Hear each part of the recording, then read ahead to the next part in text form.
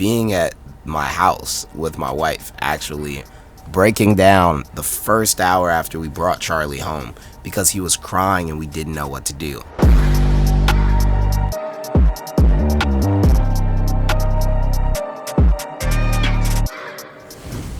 Taylor Bennett. What up? Welcome to Rap Dads, man. I'm here. You're here, bro. A dad that raps. So you have 3 kids, correct? Yeah, I got 3 boys. Okay. Wow. Me too. Oh, wow. That's great. That's Me pretty too. interesting. Yeah. Yeah. So how many years apart are they? Mine's are 3.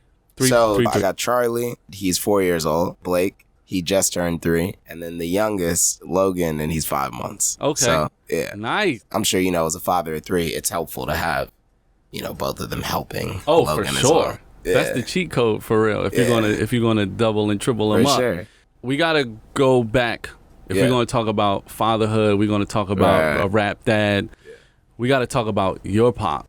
Definitely, yeah. Your dad. pop has been instrumental, obviously, in your career, in your brother's career, in Obama's career, in a lot of people's career. A lot of people, yeah. So, a lot of people call Kim Bennett. Yeah, man. What was your relationship like growing up with your dad? I've always been really close to my dad. When I was really young, like a baby, I used to get sick at night. I don't know why. I think it was like allergies. We had cats and different things and figuring out. But my dad used to always wake up in like the middle of the night and take me to the hospital and stuff like that.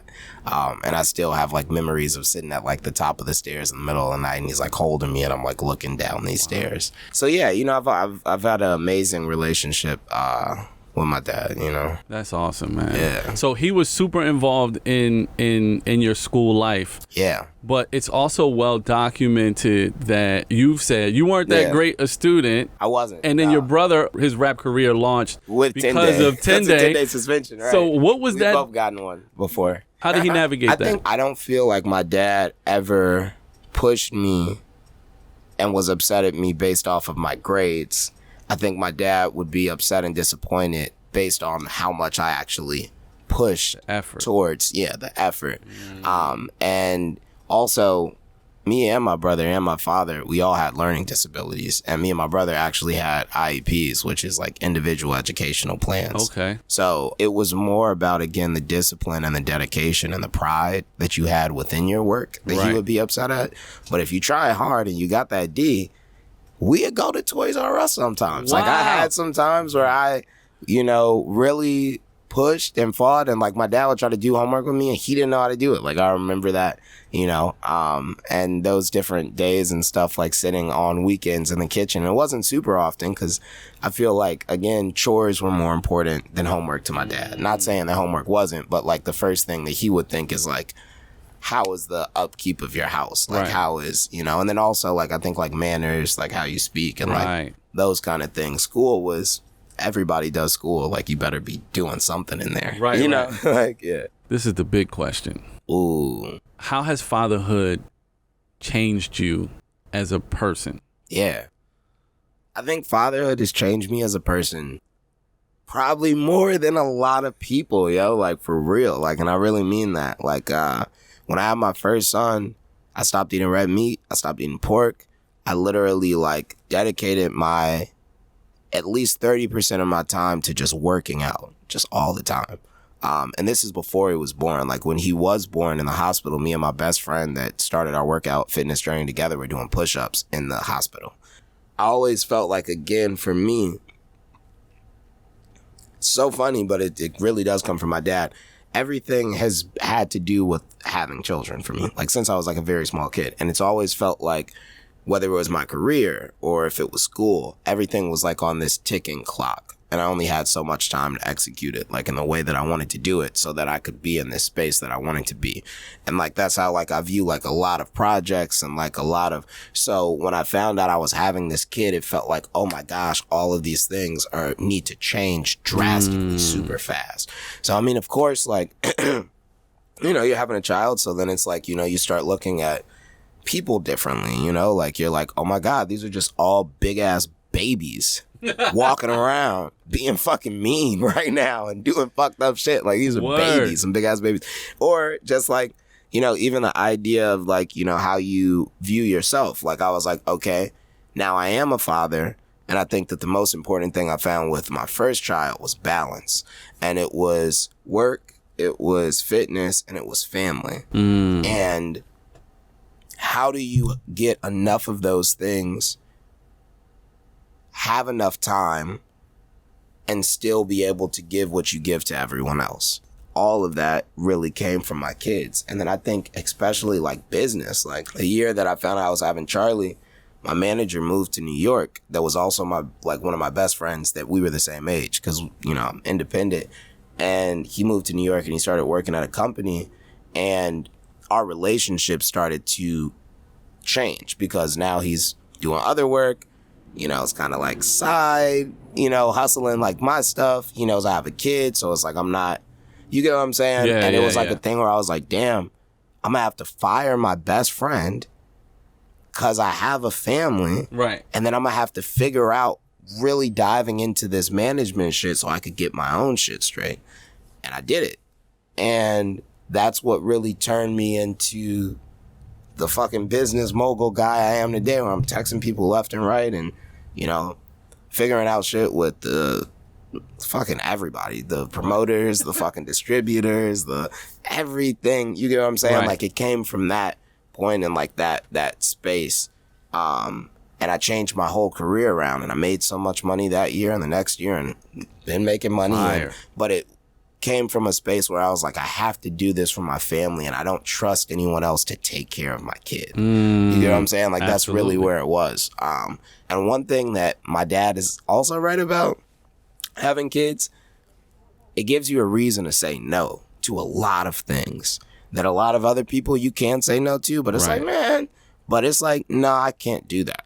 Like, I can't do that. You know what I'm saying? Your time, your energy, like, everything is so much more precious and important. Exactly. Even the way that you think about responding based on what you understand that you're accountable for. Yeah. You know what I'm saying?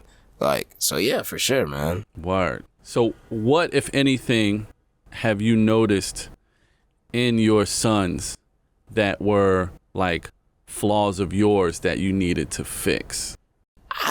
You know, my big thing is like, I don't know if it's so much of a flaw as I will say, like, my dad always talks about focusing the energy and not breaking it. And I think that it's a very important thing within our community, because I think that when you're a child, again, you're very impressionable, but then you also see the world in ways that us as adults have given up a long time ago. So sometimes you might feel like your child is doing the wrong thing, or you might feel like they're headed in the wrong direction, but it's like,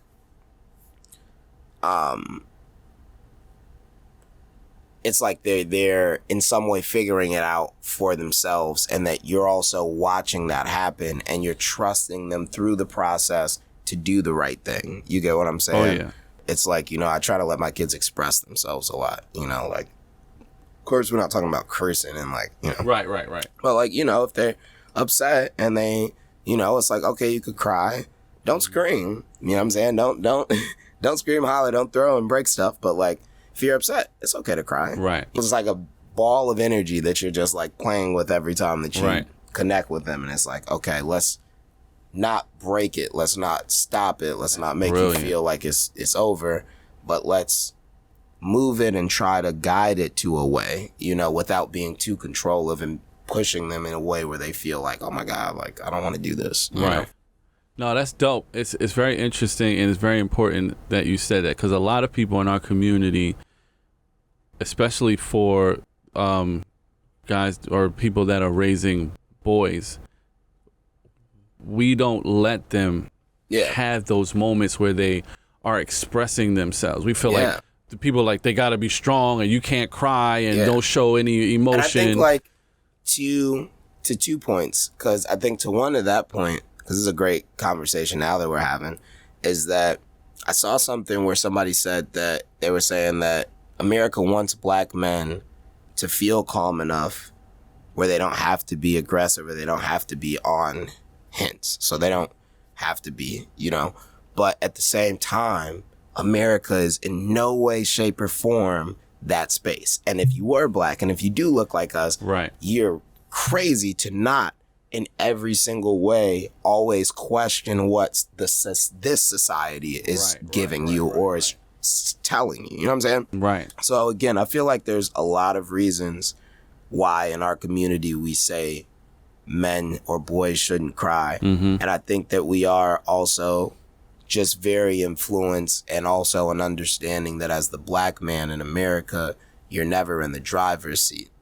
You know what I'm saying? You could be in the passenger seat. Mm-hmm. You could be the white dude's best friend, and you ain't driving that motherfucker. You know what I'm saying? Like, so yeah, man, I feel like a lot of it has to go down, and it's based in a lot of other things. And then of course in society, I also think that just as much as men are pushed to be strong, aggressive, they push girls to not be that, you know, like, and they, you know, and all of those different things. I don't really believe in like the invisible shit like that. Like men shouldn't cry, like At all. girls like shouldn't, you know, play sports. And like, I don't fuck with that shit. I don't believe that shit. And I do think that it's created to support the society that we have at hand already. So it's like we continue to weaken ourselves and to be, you know, subjected to, you know, again. And that's why I said it's not even just our community thing. It's everywhere. It's like boys don't cry, girls don't play sports. Right. Like that. That's just how America's mindset is, honestly.